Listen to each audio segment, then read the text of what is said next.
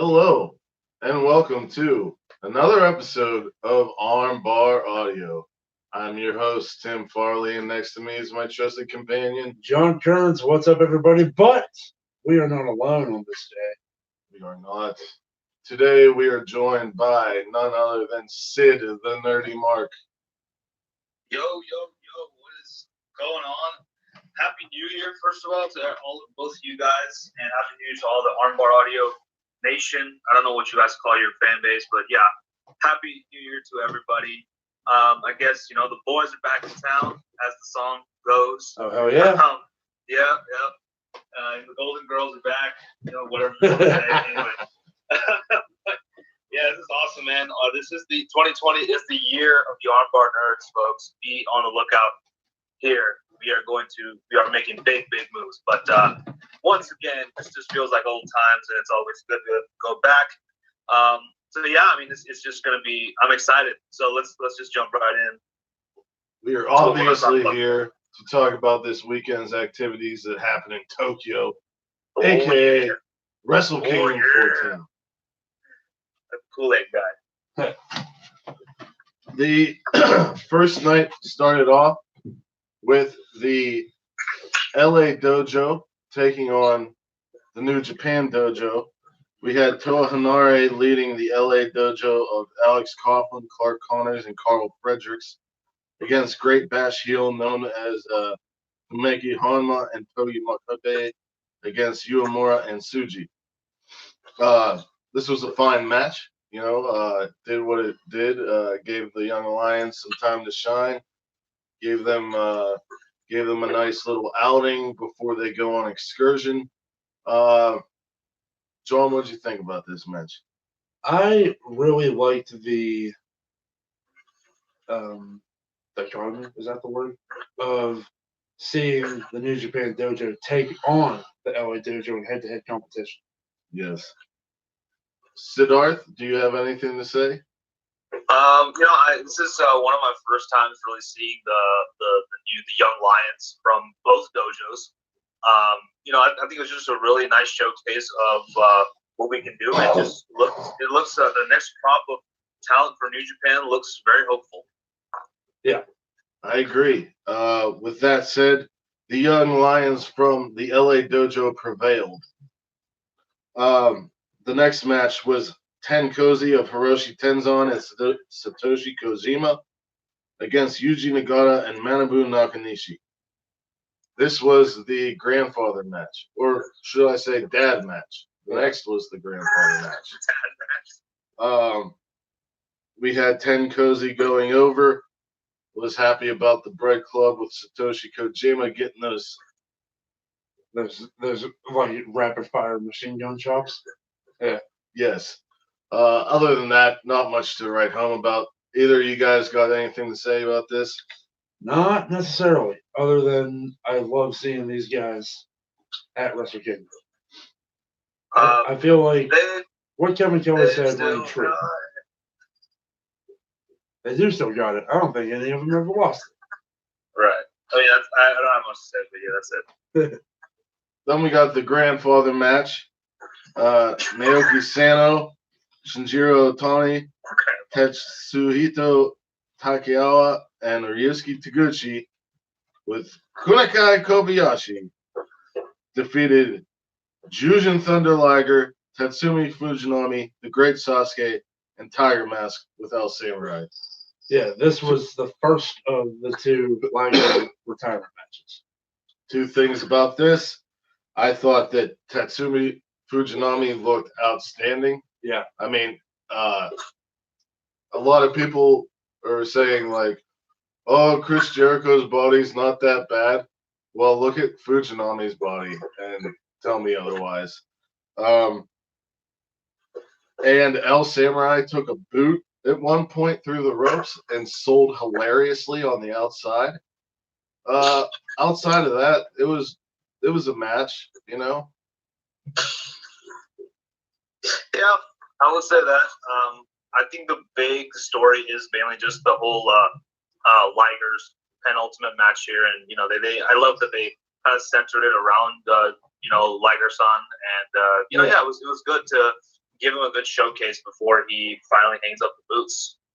Yeah, Taguchi won with a move that didn't involve his ass, which was kind of cool. Hey, well, one thing is, I do, maybe it's just a nitpick, but I do wish that Team Liger had won, but that's just me. Yeah. But it's okay. It is what it is. Then the main show started. We got a couple of... Liger was the first part of the main show. Oh, yeah, my bad. I'm sorry. Forgive me. We got LIJ of Evil Sonata, Shingo Takagi, and Bushi against Suzuki Gun of Minoru Suzuki, Taichi, Zack Sabre Jr., and El Desperado. Papa Suzuki made Evil look like his young boy. Shingo coming in hot and has great chemistry with Taichi. Wouldn't mind seeing these two do battle down the line. We get a preview of Sonata and ZSJ until Los Ingobernables do their thing to Zack Sabre Jr. Zack Sabre Jr. locks up Bushi's arm and taps him out. Zack wouldn't let go until Sonata locked in a skull end and Zack slithered out like the anaconda he is. This was a fun, hard-hitting, fast match. Definitely. Sid, you go ahead. Oh, okay. No, I think, Sam, you just took the words right out of my mouth. And, yeah, Shingo Takagi's been one of those guys who's really been impressing me so far. From watching his match against Will Ospreay he had a showcase in Dominion, I believe, last year, or even in Wrestle Kingdom. He had a tag match there with LIJ last year. So I was very, very impressed with Takagi. He just brings that intensity and that badassery that I love seeing in a lot of these Japanese stars. But yeah, I mean, it was a good match, like you said, very hard hitting and fun, like you mentioned. So I just really enjoyed it. Yeah. Yep, I have to agree. Seeing LIJ pick up wins is always good in my book. It's a testament to what would happen later on. Oh yeah. We then get Chaos of Hiroki Goto, Tomohiro Ishii, Toru Yano, and Yoshihashi versus the Bullet Club of Bad Luck Fale, Chase Owens, Kenta, and Yujiro Takahashi. Yoshihashi and Yujiro Takahashi did a lot in this match offensively and taking bumps. Yujiro lost when Goto hit a GTR. Ishii headbutted Fale, then hit him with a vertical suplex, which was awesome. Yeah. Big pop and big reaction from commentary. Yeah.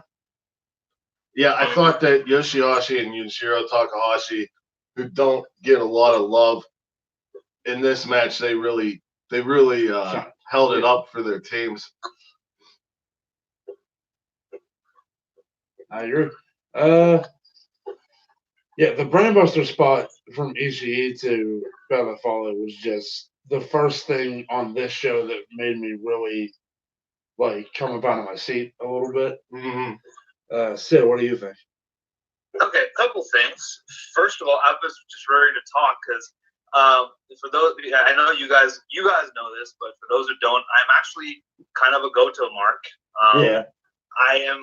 I don't know, I think I saw him, first time I saw him was in Dominion last year, and I was just really impressed with this showcase and the intensity that he brings from his theme song to his attire to his mannerisms to his wrestling style. I'm just in love with that man as a wrestler, and he's fantastic. And I think he doesn't get enough love, my opinion, personally. But yeah, I'm just excited. It was good stuff. Also great, always seeing our patron saint Bad Luck Fale coming out, which is always good. So, but yeah, I mean, I like this match a lot as well. And again, another testament of things to come in the future. So a lot of good foreshadowing in there. And by the way, speaking of Bullet Club, I am right now. You can't see it obviously, but I am wearing my Kenny Omega Bullet Club T-shirt as a representation of, in my opinion, the best era of the Bullet Club. But yeah, that's all I can say. The next match on the card was for the IWGP Heavyweight Tag Team Championships. The Gorillas of Destiny against FinJuice. The match started hot with action on the ramp. Gorillas had the match early on until Finley hit a beautiful spear, then tagged Juice. Jado used the kendo stick, and Tama rolled up Finley for 2 magic killers on both Finley and Juice. A super power bomb, but the left hand of God into a sliced bread like cutter from Finley beat the Gorillas of Destiny. This was fun and entertaining. I was not disappointed. Yeah, definitely a real good showing from the tag division in New Japan. That needs it. That needs it. Yeah, Tama Tonga on Twitter has been sort of airing light grievances with the tag team booking in New Japan. And as always, God walks out there with the swag of 1,000 men. They're just so damn good. The only thing I missed from God is their Red Hood style helmets. Yeah, the light up helmets. I was a little disappointed. I mean, it's Wrestle Kingdom. You got to wear all the crazy shit. But a lot of people didn't. I know someone who did. Like Tama Tonga. Tama Tonga needs to dress up as the Red Hood, and the Tonga Loa needs to dress up as the Arkham Knight. That's what you're supposed to do. Well, yeah. It was a good match. Real good. Yeah, it was fine. Nothing to complain about. So it was good. I liked it. We then had Lance Archer putting up his United States title on the line against the man who actually never lost the belt, Jon Moxley, in a Texas death match. And for you, those of you who don't know what a Texas death match is, it is like a last man standing match. Yeah, it's like a last man standing match and I Quit match merged into one. Lance Archer looked awesome. He had a helmet with spikes on it. He's always up in his entrance gear game. Oh yeah. Archer went for a derailer, but got met with a trash can lid.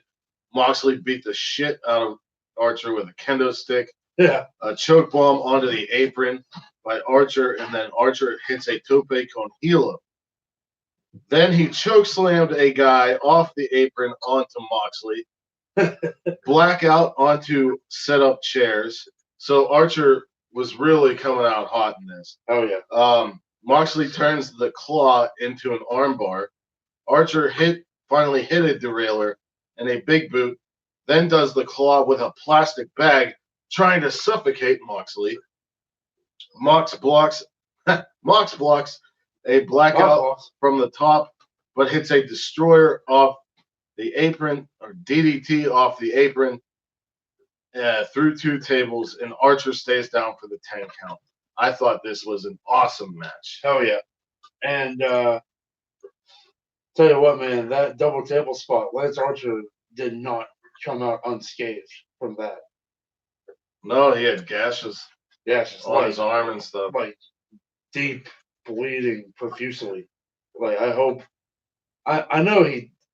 I'm sure he did, but I hope that he immediately went and got some medical attention. That's it. Yeah, few notes that I wanted to talk about. I didn't take any notes; it's just mental notes. But first of all, I loved, like you said, the entrance gear of Lance Archer. He had 2 trash can lids that said "Mox dies." I think that's what it said. That was cool. All I'll say is, he was beating up on Young Lions. I think he's just lucky that one of them was a shooter, aka Shota Umino. That would have been so cool, though. Yeah.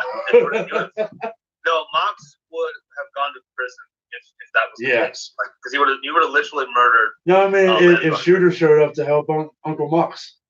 Yeah, he should have. I hope.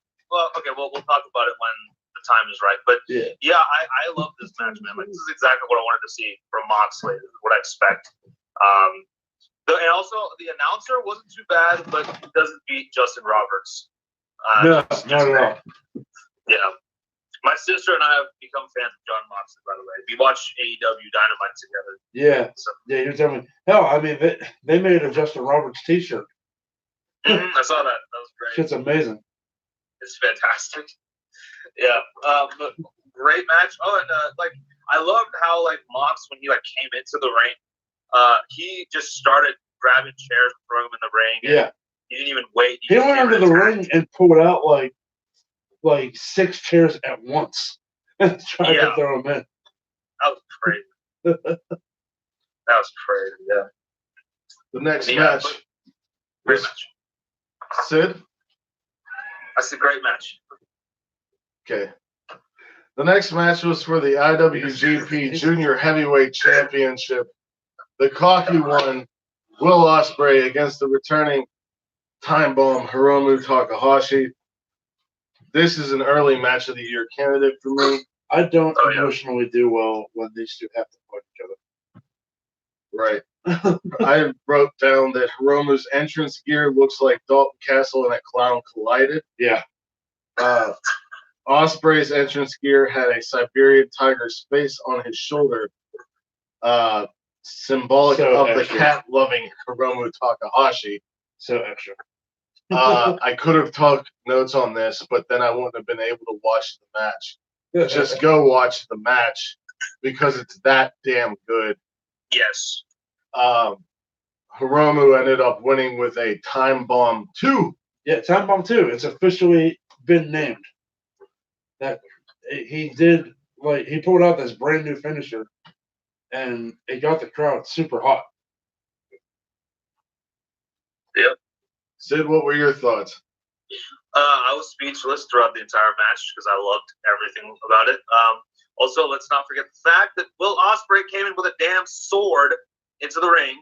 Oh yeah. I'm gonna keep pointing that out because that's freaking awesome. That's like his thing now. He's been doing that the past couple big shows. Okay, yeah. And then okay, it shows how much New Japan I watched. Yeah. Anyway. That's all right. Yeah. Hey, I mean, well, I'll talk about my overall thoughts afterwards. But yeah, I mean, great seeing the Time Bomb, taking Time Bomb back again after what feels like ages. And yeah, I think they said it was 587 days. Yeah, and it felt like 587 years. But you know, it's just good to see Takahashi back in form. Got a little misty watching him walk into that building. What's up? Got a little misty-eyed watching him walk into that building again. A little bit, yeah. Just really happy. Yeah, but Takahashi, man, awesome stuff. Just looking forward to seeing more great things from this man, even though he's very accomplished. But you know what I'm saying. So that's it. I'm done. You can go to the next match. Next, we had the Intercontinental title match. Jay White against Tetsuya Naito. I loved how Naito was nonplussed by Jay White's going out of the ring at the beginning of the match. And I loved how he went after Gato and grabbed him by the beard. Yeah. Jay White went after Naito's knees, and Naito sells like nobody else. Aside from that, I was in and out of consciousness during this match, so I will give it to John and Sid to talk about. Well, I mean, obviously it was a fucking banger of a match, which it's going to be if it's Naito and Jay White in the ring. We got all the classic Naito spots, the Tranquillo, the hopping up on the turnbuckle. Jay White was getting pissed. Angry Jay White is my favorite thing right now. It's not as good as Angry Zack Sabre Jr., but it's pretty good. Well, yeah, man, Naito able to dethrone the Switchblade and take back his IWGP Intercontinental title. It was great. Just a good showcase between both these guys. I don't really have much to say. Please, if you didn't watch the match, please do yourself a favor and go watch it. After you watch it, of course, but please watch it. I think you should. But yeah, always good to see Naito on screen. Always good to see Jay White on screen. Yeah, I mean, I don't have much to say, honest to God. That I just loved it. I would go back and watch it again if I could. I mean, I probably can, but you know what I'm saying. The final match of the first night was for the IWGP Heavyweight title, Kazuchika Okada against the Golden Star, Kota Ibushi. My only note is holy fuck. Yeah. agree. I love everything about this match. Kota Ibushi going into that dead stare and becoming very violent. I love. I was really pulling for Kota Ibushi because I'm somewhat of a Ibushi mark, but I understand why Okada won. This match just had so many counters, so much violence, so much, pulling things out of their ass. It was just fantastic. It's my second early match of the year candidate. Tell you what, man. Kota Ibushi hit the middle rope moonsault, and I was like, oh my god. Then he hit a V trigger, and I was like, oh my god. Then he hit a Bomaye, and I was like, oh my god. And then he went for the Komigoye, but when he came up, Kazuchika had him wrapped for the Rainmaker, and I was like, no! But it was just like those three moves happening, boom, boom, boom. What just made me think like the fucking gif from the Office where he's like, "Oh my god, okay, it's happening, it's happening." Right? Yeah. But yeah, that is true. He hit that middle rope moonsault, and all I could think of was, "You can't escape," and it made me emotional. Sit. Wiping my tears on my Kenny Omega T-shirt right now. I'm just kidding. Oh my, yeah, I definitely felt this match did a great job in making me feel for Kota Ibushi. I do feel like that was the intent, and they succeeded. So good job. But Okada is undeniable as an in-ring performer. I don't have anything to say about him, but and as is Kota. Like every match I see of him, I'm just liking more and more, and I just get behind him more and more. And I want him to win the heavyweight championship at some point. Hopefully, he's amazing. There's no four people that I would rather put in for contention of double gold than Jay White, Naito, Ibushi, and Okada. What about Tanahashi? Well, yeah, I would think Tanahashi, but Tanahashi was busy. Right, he was. So Night two. Night 2 kicked off with a never open weight 6-man championship tag team gauntlet match. With as much of a cluster as gauntlet matches can tend to be, this was really fun. Yes, I thought that Robbie Eagles of Chaos and Shingo of LIJ looked great.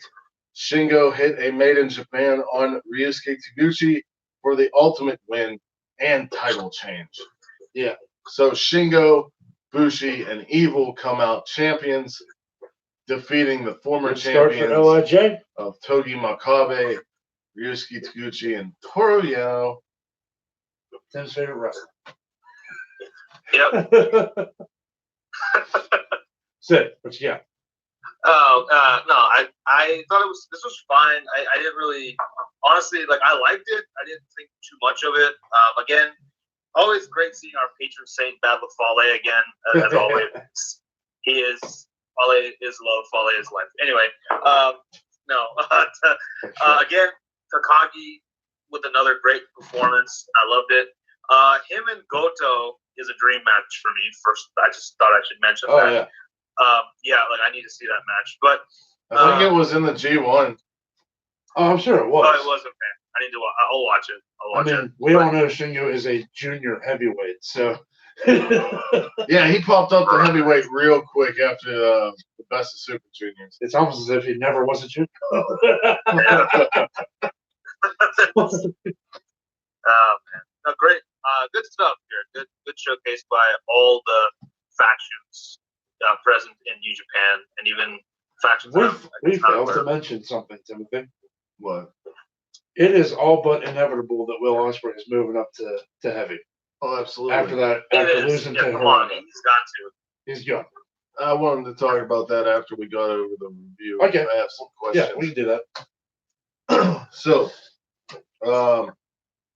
next, we got the main event, or the main show.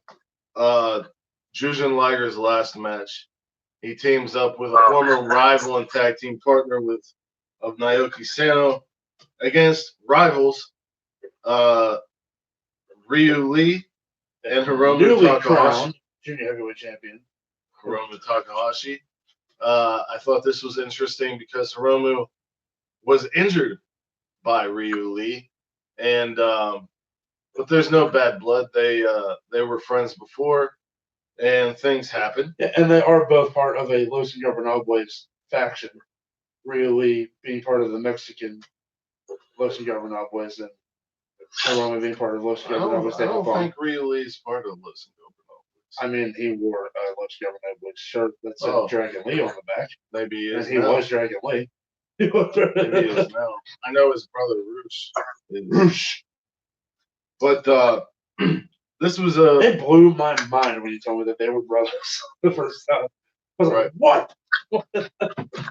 So, what do you guys got to say about this match? I was very happy. Jushin Thunder Liger chose to have Hiromu, to put Hiromu over. Yeah. Which I love. Yeah, because Hiromu won by pinning Liger after the time. And I was very, I was pumped watching. That's hilarious. Yeah, watching Hiromu Takahashi watch Liger walk down the ramp for his last match was amazing. Oh my god, that was great. I mean, I was watching, and Hiromu being emotional kind of made me emotional. So, Sid, what do you think? Oh man, yeah, I was a little emotional in this while watching this match. Like you said, pretty much like Hiromu watching Liger walk down the ramp pretty much summed it up for me. So that was very beautiful by Hiromu Takahashi.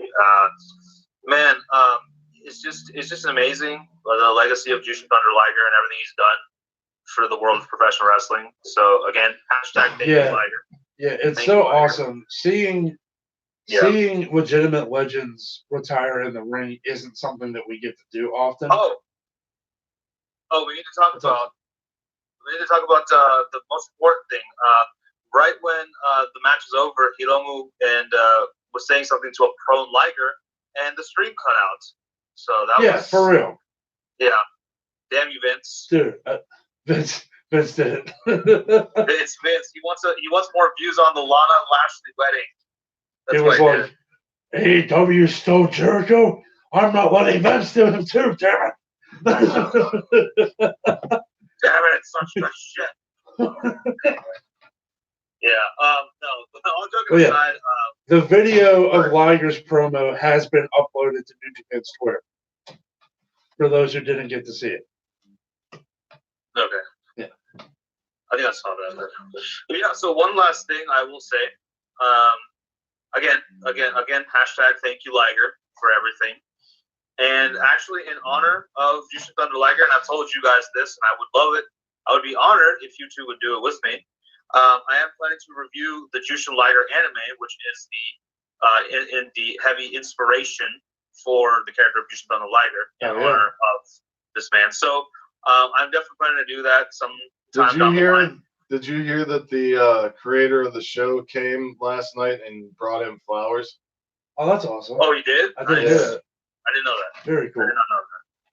Very That's cool. awesome. Very cool. Yeah. Okay. Very We're definitely doing it. We're definitely going to do this soon. So stay posted to both our social medias as to when this review is going to happen. But yeah. So John, this will be your first time watching some anime. So there's that. Well, not my first time. Well, yeah, you watched Pokemon, but you know. I used to watch. Okay, never mind. We'll get into this. No, later. go ahead. No, it's fine. What are you saying? I want to talk about Wrestle Kingdom.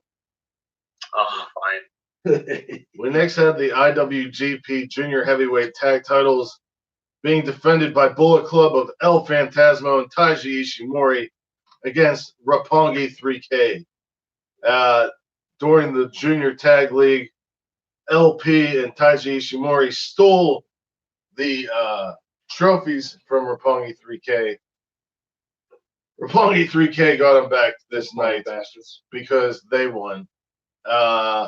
with the streaming issues and all that was going on, I didn't pay much attention to this match. Sorry, everybody. John, Sid, if you have anything to say. Well, we were the stream was able to get back up and running. It came back pretty early on in this match. So we didn't have to miss much, thankfully. But yeah, man, Roppongi 3K picking up the win. Rocky Romero jumping in for this big celebration. Sho and Yo continuing to show that they are two of the best juniors that New Japan has. Yeah. And on the other side, Taiji Shimori and El Phantasmo, we already know how good they are. Yeah, this was great. I loved the whole, like, when they were low blowing Sho and Yo, they pulled out that they were wearing cups. That was yeah. And that was awesome. Gino, the Bullet Club commentator, was like, "Did you notice how small that cup was, Kevin?" And then later on, when Rocky rejoined commentary, Gino was like, "Hey, where'd you find a cup that small, Rocky?" And Rocky said, "In your dresser." Yeah. Yeah, there was one point where Yo put it in his mouth, and I was that like, was gross. That's gross. You don't know where that's been. The next match was the Rev Pro British Heavyweight title being defended by Zack Sabre Jr. Zack Sabre Jr. against Sonata. Bastard. There was a nasty penalty kick by Zack Sabre Jr., which he almost kicked out his own leg. Bastard. There was a moonsault into a skull end. Zack Sabre Jr. wins with a bridging pin in an excellent counter-induced technical match. I'll tell you what, and we only got three Zack Sabre Jr. freakouts. Only three. But he was kicking the guardrail. He was knocking papers off the commentary tables. I love everything about Zack Sabre Jr. He is one of the most entertaining people to watch for the wrestling and for the reactions to losing. So Zack Sabre Jr., I guess in a way, is more or less the Nicolas Cage of New Japan because he freaks out and his freakouts are legendary, I guess. But anyway, good match, man. I liked it. Zack Sabre continues to prove why he is a lanky prick, as Timothy likes to call him.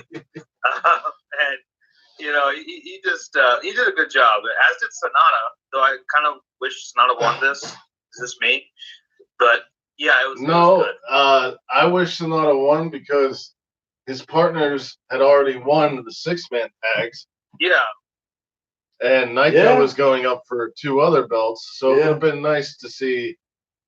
Well, I'm going to talk about that after the review. Yeah, there were some very funny tweets after the show ended. Yeah, we have a lot that we want to talk about, but it has to wait until the end of the God. We then got the U.S. title match. Jon Moxley against Juice Robinson, settling the score once and for all.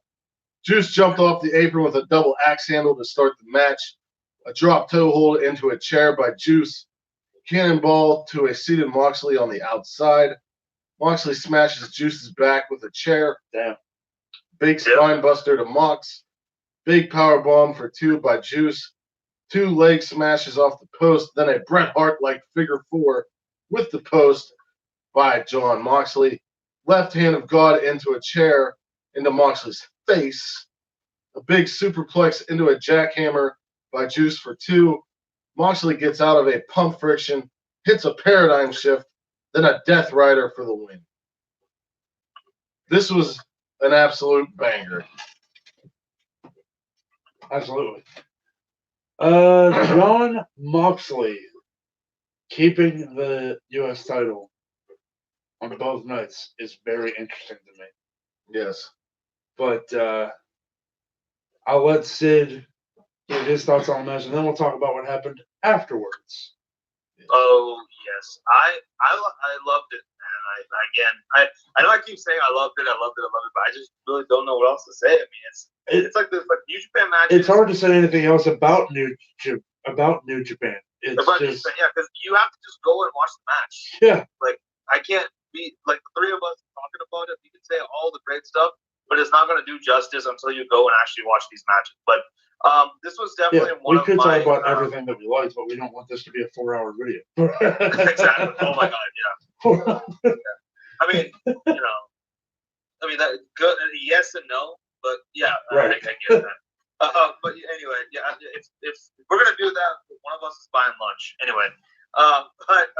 Ain't gonna be no, yeah, probably. Yeah, probably. Anyway, what was I saying? Right. This had everything that I wanted in a John Moxley match, and then I think it was the right call for Moxley to keep the title, just because I think he.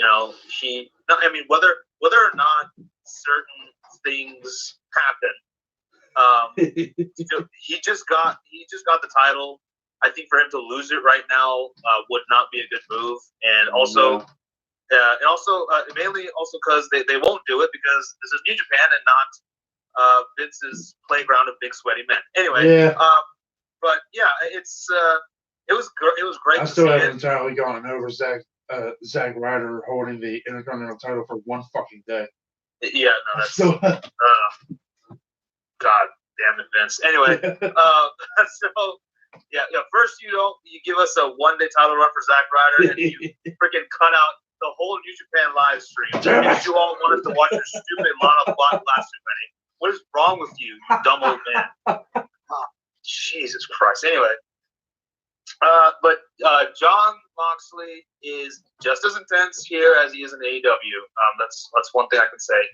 Again, hashtag what's Dean Ambrose. But that's all. I'm going to leave it at that. And Homeboy pulled out submission moves. Oh, yeah. He did an armbar and the fucking camel clutch. And I was like... Oh, speaking of the armbar... And everybody wants to call him a one-trick pony. No, speaking of the armbar, one thing, going back to the Liger match on night 2... Yeah, I would not mention that. Was there. The Fujiwara armbar Fujiwara is A, still alive, and B, that was awesome. Showed up for wrestling people. That was awesome. But yes, let's move on. After the match, Minoru Suzuki comes down to challenge Moxley. They trade forearms. Suzuki with the sleeper, then a gauge-style pile driver. He picks up the mic and says, "Who do you think you're picking a fight with? I'm the king of pro wrestling." It has been noted that Suzuki wants to wrestle Moxley. Moxley said that he wants to wrestle Suzuki. We're finally going to get it. When does it happen? Do they take the title off of Moxley that quickly? Will it happen on New Year's Dash? I don't know. Stay tuned. Find out on the next exciting episode of Right, that's what I was getting at. Sorry. So I'm pretty pumped for that. Oh yeah. For whenever it happens. Oh yeah. We then got the never openweight title match between Kenta and Hiroki Goto. This was, as expected, a hard-hitting affair. To call this hard-hitting is an understatement. Mm-hmm. I thought it was an all right match. It was a little slow in the beginning.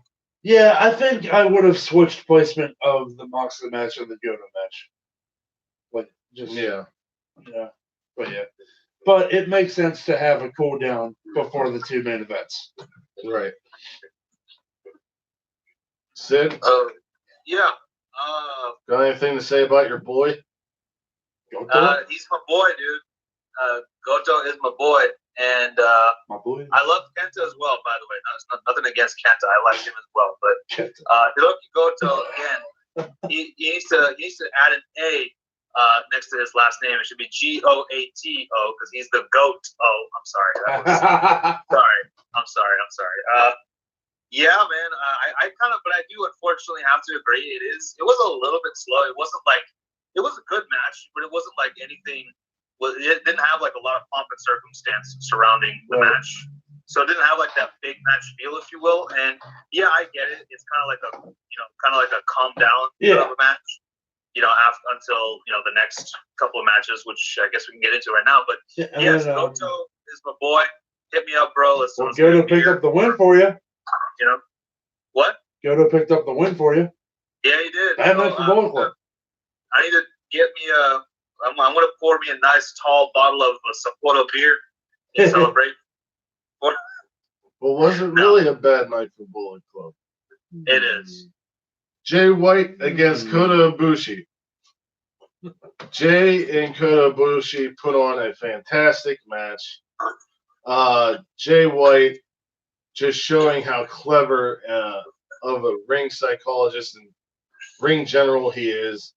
I remember that Kota Ibushi went for the springboard Rana and Jay shook the ropes. Yeah. Kota Ibushi went into that dead stare and started beating the shit out of Jay White. And I tell you what, as is tradition, at the start of the match, Jay White ran out of the ring. Yes. Yep. As is tradition. The match ended when the referee was knocked out, and of course, Gato gets involved. Fucking Gato. Jay White throws a chair into Ibushi's face, who turns into a brass knuckles punch by Gato, and then a switchblade. And then Gato wakes up the ref and throws him in there, tells him to do his job, and Jay White walks out the victor. And when you say Jay White threw a chair at Ibushi's face, he threw a chair at Ibushi's face. He sure did. Yeah. Insanity. I still, again, I continue to feel for Kota Ibushi. I was somewhat devastated. I was.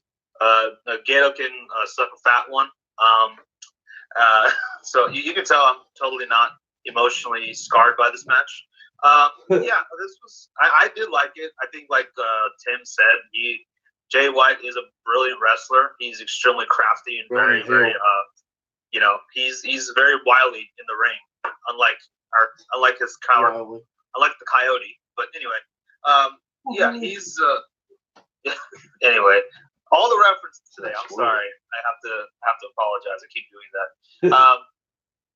Actually, no, I'm not apologizing for that. Anyway, so I think Jay White, the styles of Jay White and Ibushi, very, very compatible. Really, really good. Hopefully, they do this again sometime. Hopefully, it's for a title at some point, and we see Ibushi getting the victory. By the way, on Twitter, I actually was writing "Kill Ibushi, kill" because that's literally what he did to Jay White for a little bit. Yeah. But anyway, fantastic match. Again, Ibushi, hopefully he gets some sort of redemption down the road. Yeah, I am loving the new thing with Ibushi where he just goes dead faced and starts annihilating his opponent. That's almost like his version of the Kishin Liger ego. Yeah. Yeah, he just doesn't spew green mist, which sucks, but whatever. We get the main event of Wrestle Kingdom 14. What? Yes. Jericho's on watch. Oh my god. And then I didn't write anything. You didn't? No. We then got Hiroshi Tanahashi versus the champion. Le champion. Le champion. Chris Jericho, who is the biggest troll in all of wrestling. Because he wore his shirt over the title and freaked us out. Then he finally unveiled it. He spun around and there was no AEW title. And the crowd in attendance, and I'm sure watching at home, both let out an audible gasp. But then he took the shirt off. And it was under the shirt. And I was like, oh, thank God. I was like, come on, Jericho, did you go to another steakhouse, dude? Right. Both men played all the hits. Jericho went for a code breaker, but Tanahashi caught it. Tanahashi hit his own code breaker. Both men low blowed each other. Ultimately, there was pain to Jericho worked the back of Tanahashi and had him in the walls early on, but Tanahashi got out. But finally, he tapped out to a lion tamer. And for all those hopeful for an AEW, for the forbidden door being open, it closed. But more on that after the review. Yeah. Chris Jericho wins. Any thoughts, Siddharth? Yeah. First of all, again, another classic match. And a lot of people, I saw some. I got these people keep popping up every so often. There are people really so concerned about Jericho's physique, and I'm just like, dude, he's almost 50. He looks great for his age. Yeah, so, he looks fine. Yeah, and also, why are you so worried? Are you like a health consultant or something, dude? You know, really? So just chill and watch the damn match. You know, yeah, I get it. Tanahashi looks ripped. I mean, Tanahashi isn't exactly spring chicken. Tanahashi somehow found time to get a whole new set of abs that was under his original abs. Holy shit! Yeah, he did. Yeah. I don't know, man. Like I do understand. I do like Tanahashi. One thing I did want to mention: Tanahashi went for a top rope move, and Jericho did connect with the code breaker on there. And I actually am a huge sucker for anti-air moves, and so I marked out big time for that. But other than that, yeah, a little disappointed. Thought Tanahashi would pick up the win, so we could finally get a partnership between AEW and Japan. Yeah, open the forbidden door, but I guess we're going to talk a little bit more about that. The forbidden door may be cracked. Yeah, it's probably. I mean, it's probably unlocked and like slightly. No, it's just unlocked and slightly ajar. Yeah, it's closed but not locked. it's like we'll get into that. We'll get into that. We got to get to this main event. Sorry. Yes, let's talk about the main event. Go ahead, Tim. Because my God, good match, by the way. The IWGP Heavyweight and Intercontinental title belts on the line. Kazuchika Okada against Tetsuya Naito. The double gold dash. This had a lot of history to it, as Naito was beat in quick fashion by Okada at the Dome years prior, and they were supposed to main event the Dome, but because the fans were turning on Naito so hard, New Japan gave a pullout, and Shinsuke Nakamura versus Tanahashi won for the Intercontinental title to go over that year. If you don't know why Naito is the LIJ leader, I suggest you look up the fall and rise of Tetsuya Naito on YouTube. It's a pretty good explanation of how Naito got to be where he is and why he acts the way he acts. Yeah. So let's get into the match. Okada had Naito's number early on. Okada drops Naito knee first onto a table. Naito countered a Rainmaker into a tornado DDT. Naito hit a high angle Gloria, a Poison Rana off the top for 2 by Naito. Big drop kick by Okada, but Naito springs up and hits Destino for 2. Destino to a Rainmaker attempt to another drop kick by Okada. After a forearm battle, Okada hits a Rainmaker. Okada turns a Destino into a spinning tombstone, then hits another Rainmaker for 2.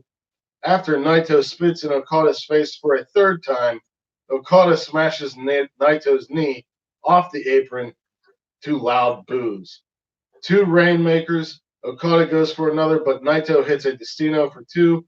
Naito connects with the Stardust Press for 2. Naito counters a Tombstone into a Valencia, then hits a Destino for the 3. Afterwards, on the microphone, Naito says winning the Tokyo Dome main event feels good. He says, Okada, let's do it again. And Okada smiles and raises his fist. We've finally seen Naito flip the script. He says, I'm going to take these belts, and what am I going to do with them? The answer you already know. But he will never forget this weekend. And with these 2 belts, he will take steps toward the future. For the first time in the Tokyo Dome, everyone join in Los Ingobernables. I'm stopping right there. Guys, what'd you think about the match? It was incredible. Yes. A third match of the year candidate coming out of one weekend of wrestling. From one promotion. From one promotion. So, and 2 of those involving the same person. Okada. Yeah, so can we one real quick? I guess we were talking about this on the chat, but I guess we can. Do you want to talk about like what we're kind of doing throughout the year for the matches? Yeah. We're all going to be keeping separate notes of our favorite matches of 2020, and we will be going over them. Possibly, we're thinking in June for the halfway point, and then at the end of the year for the second half. Yes. So this definitely did go in my notes as one of my favorite matches. Okay, so Okada and Omega gave us an amazing series, and that is undebatable. It is one of the best series of wrestling I've ever seen. It is what got me interested in New Japan, and one of the reasons why Kenny Omega is my favorite wrestler of all time right now, working today. Which, by the way, I had tweeted it at one time, and he liked it, so that was awesome. Awesome. Anyway, but this was really cool. I've seen Naito before. I've been impressed with him. I think I saw him. Of course, I saw his match with Jericho. I know he did tag with Takahashi, and I believe Evil and Sonata had one match. I forgot which one. Those were some good matches, but this one absolutely showed between this match and between this match with Jay White and this one, it completely showcased everything and anything that the man has up his sleeve, and my God, he has quite a lot. Another thing, Kevin Kelly yelling Destino. I just wish Morrow was joining him and yelling it, and we had a secret. If they all yelled it at the same time, the universe would implode. Would implode. Exactly. That's what I wanted. Anyway, overall, what can I say except just fantastic, incredible, wonderful, amazing, just all of the adjectives that mean good. So every single adjective in the book. Also, the name of Tetsuya Noda's finisher lends itself perfectly to an awesome moment that happens at least once a match. When he hits it, Kevin Kelly is so fucking good at his job. Where he'll say, Dusty, and then if the guy kicks out, it's no. But it's no, and also the end of Destino. Yes. It's so perfect. Yeah. Kevin Kelly, if people don't notice the little tiny things that Kevin Kelly does, they need to pay attention. He's come a long way. Yeah. Also, Kevin Kelly, from being called an ugly hermaphrodite by The Rock on a weekly basis, that did happen. To being amazing. What? That did happen. Okay. Oh, Dwayne. Yeah. Right. Such unique insults. We can't say that anymore?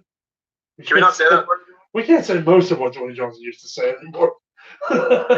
Yeah.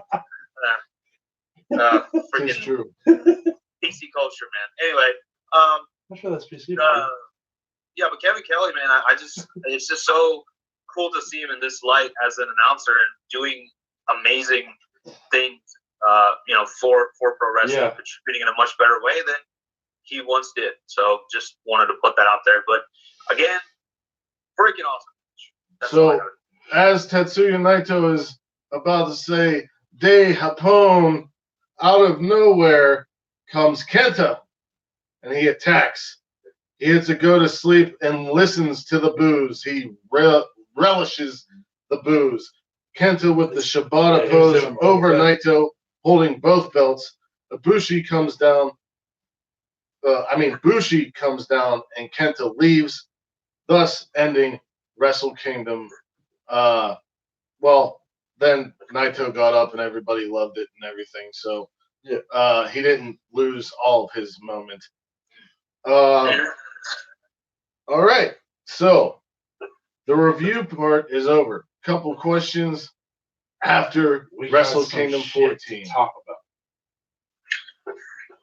Yes. First, I'm going to ask John, because he follows New Japan a little bit closer than you, Sid. Yes. John, do you think Kenta is worthy of a Intercontinental or a IWGP heavyweight feud with Naito? Yes. Why? Because he's fucking Kenta.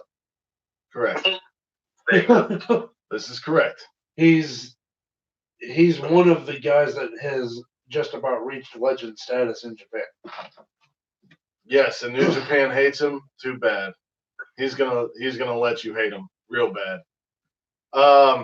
Sid, Yes. where does Will Ospreay go from here? Oh, I would say definitely up to.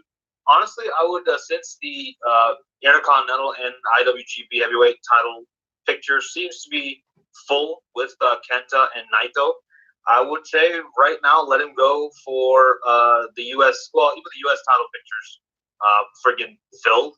But then again, I wouldn't mind seeing after Suzuki and Moxley. I wouldn't mind seeing Suzuki or Moxley versus Ospreay for the IWGP US title. Either that or I don't know, go to AEW. I don't know. That's probably not going to happen. For me, I think Ospreay should definitely start going to the heavyweights. Maybe start going and doing that stuff. Just go to heavyweights. That's I think Will Ospreay goes to a G1 Climax win. Yeah, G1 Climax. Or New Will Japan Ospreay Cup? or New Japan Cup. He's already won the New Japan Cup. Okay.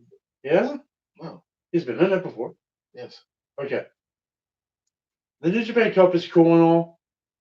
Gets you a title shot. Okay. I was messing with you. But yeah, New Japan Cup. Well, motherfucker's gonna win both. Yeah. Damn.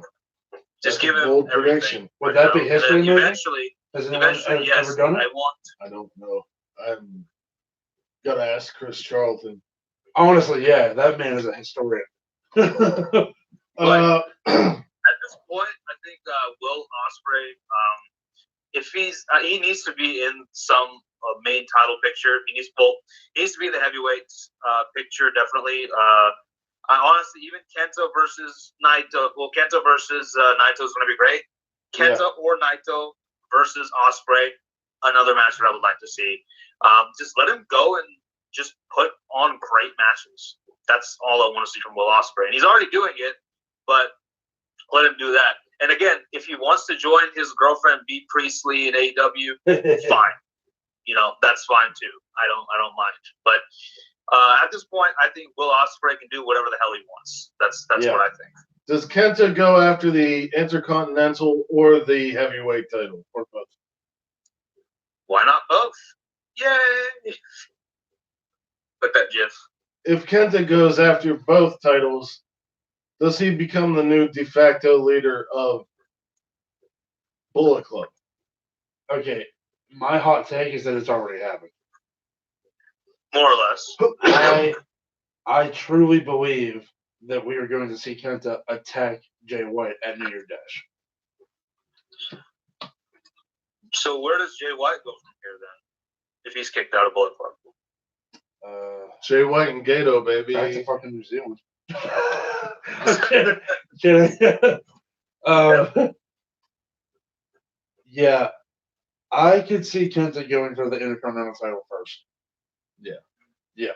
If Kenta wins the Intercontinental title, I would love to see Will Ospreay wrestle Kenta for the Intercontinental title. Yeah. And if that's the case, Ibushi versus You know Naito. what? Something that we didn't mention. Could also see the Birds of Prey go after those IWGP heavyweight tag titles. Yeah. Yeah. Yeah. The Birds of okay, wait, I don't. Who are these? That's Will Ospreay and Robbie Eagles. Oh, okay, nice. Yeah. So, if we do get Kenta versus Ospreay for the IC title, I want Ibushi versus Naito for the heavyweight title. Oh, yeah. I agree. Oh, yeah. And I think that's how Ibushi will get his heavyweight title run. Sometime during this year, he will dethrone Naito. That is official prediction. Yep. One more thing. Yeah. Before we get going here, Chris Jericho said, why don't you talk about it, because you brought it up. I watched the video, yeah. I did too. There are some things that make me believe that the Forbidden Door, as they're calling it, is not permanently closed. Number one, obviously, Jericho entered with the AEW title. Number two, John Moxley won and retained the U.S. title. Number three, Kevin Kelly referred to Chris Jericho as Le Champion on commentary and talked at length about his 2019 in AEW. Also, if I can really quick interject. Yeah. Sorry, go ahead. No, go ahead. Okay. No, another thing I wanted to say. Couple of times Jericho hit the Judas effect on Tanahashi. It doesn't sound like much, but he did say when he first introduced the Judas effect that it was going to be exclusive to AEW. Yet here he is using it in Japan. It is alleged that Tony Khan was in attendance at the Tokyo Dome. I don't want to throw out dirt sheet shit here, but if that's true, interesting. I believe that I also heard that if Tony Khan was in attendance, that there was a meeting between himself and Harold May. Again, that is rumor and innuendo.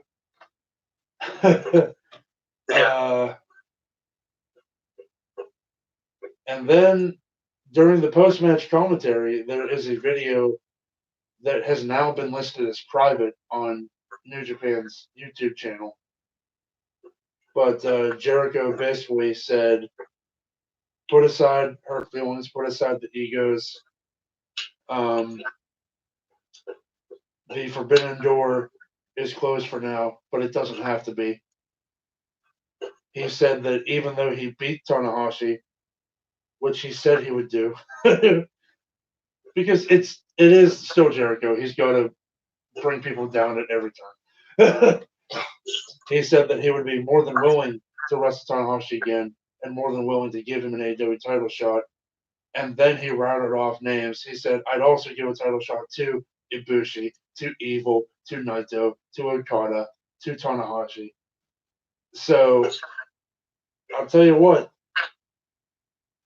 If Jericho has the pull that people think he does in AEW, I think we are going to see this partnership come to fruition. He said with a partnership, there's a lot of money to be made. And he's been in this business for 30-some years. He knows what he sees is true. Doesn't happen this year.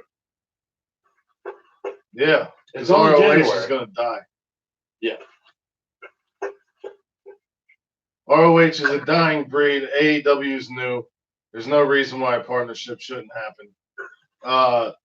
If Harold May is butthurt about AEW not promoting Moxley and Jericho going to New Japan for Wrestle Kingdom, get over it.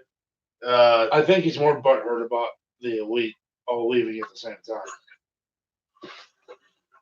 That makes more sense. But I don't know. I heard it was about promotion. I don't know. Possibly. Well, I don't know. It's all dirt sheet bullshit. Right. It's rumor and innuendo. But there's more rumor and innuendo that Harold May is on his way out. Yeah. So, who the hell knows? Maybe Don Callis takes over New Japan and owns both New Japan and Impact Wrestling. And if that happens, partnership's going to happen. Because Don Callis is personal friends with Tony Khan and Chris Jericho. Yep. I haven't even thought about that. But AEW partnership with New Japan, these three guys want it. Yes, we do. And with that, I will throw it to Sid. People with that brain. What you could leave, say whatever you want right now. Okay, first of all, this was my first time watching Wrestle Kingdom in its entirety. I've only watched matches from Wrestle Kingdom, but this was my first time watching it. So my first experience was really good. I don't know how I got up this morning, honestly. I drank a single cup of coffee. A UK wrestler. Yeah, and I just down an energy drink right now, so I'm okay. It was just amazing. This is like, I think this has become between AEW and New Japan, they are definitely become the standard bearers for pro wrestling now. I think all other companies, not just WWE, all other companies need to definitely step up their game if they watched this spectacle known as Wrestle Kingdom. I would honestly say this was a much bigger deal than WrestleMania. I'll even go as far as saying that. Just because it just felt so the grandeur and the pomp and circumstance, like I said, surrounding it, was just a lot bigger, in my opinion. Yeah, the early part of the year is my favorite because we get Wrestle Kingdom, the Royal Rumble, and WrestleMania all within a 3 or 4 month period. Yeah, I love the beginning of the damn year. Yeah, I don't know if I want to even watch any more wrestling this whole week. I'm just. There's a lot. There's a lot. Well, we gotta watch New Year's Dash to see what they set up for this year.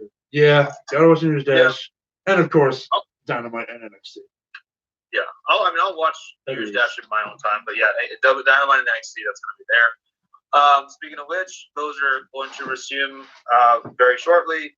AEW Dynamite and NXT reviews, as you all know, I do that on my channel. What else? I also just started a Facebook page, so it's Sid the NerdyMark. Go look it up if you want to see me do that. Of course, the Jushin Liger anime review coming soon. I don't know when. Tim and John will coordinate, and we will go from there. What else? I have to give it my NerdyMark rating. Wrestle Kingdom, both nights 1 and 2 gets an emphatic 2 thumbs up. That's what the rating I give it. If I want to give it if I'm going to get a letter grade, I'm going to say A+. Yeah. Yes. I loved it, man. It was great. I hope, I want to see more New Japan. And if New Japan is expanding into the U.S., I'm all for it. So, and if that partnership with AEW happens, awesome. I'd love it. So, excited for the possibilities. Yes. All right. John, we'll see you later, Sid. All right, man. See you later. Thank you. Bye-bye. All right. John, last thoughts? Extremely happy for Tetsuya Naito finally getting his due diligence. I feel like there's a very slight possibility of a Kota Ibushi heel turn, but I don't know. Wrestle Kingdom always leaves me speechless. Because Wrestle Kingdom, I mean, the main event of night 2 has been being booked for going on almost a fucking decade. So, you know what I mean? Right. Amazing. Like we said, A+ show. Go watch. We will be back this week with reviews of New Year's Dash and Stardom's year-end climax. And we will have our weekly AEW and NXT reviews. So it's going to be a big week here at Armbar Audio. With that said, wherever you are in the world, whether it's morning, noon, or night, you have a great one, and peace and love to all of you. Bang!